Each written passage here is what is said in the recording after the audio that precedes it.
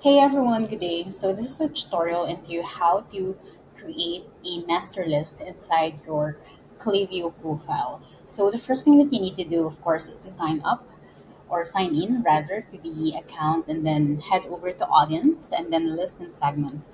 Now there are many ways that you can actually create a master list. The longer version is to download all of the profile, that is to export and then re-upload them, but this will take you about, well, depending on your case, it will take about 5 to an hour if you have to like sift through it. So that's why I wanted to share this quick and easy way on how to create all of the master list, all of the email inside and contain them inside the master list. So we're gonna use segments instead of list. The first process that I mentioned is by creating list. Now this will be the faster way to do it, and that is through segment builder. So we're gonna name this as master list. For tags, it depends on you, but the main thing that you wanted to do to define the definition is to create a properties about someone, and then let's select email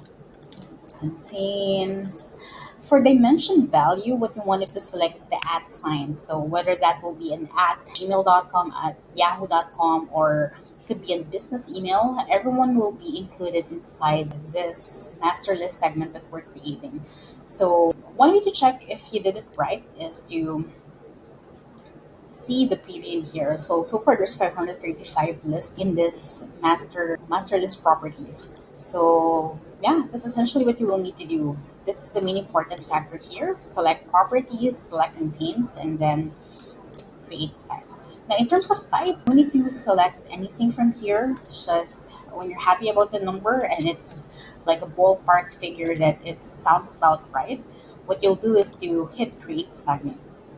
So yeah, so it will automatically add everyone in your list without having to download it and re-upload it again. So this is one of the faster way to automating your Klaviyo CRM profile to add everyone in the list.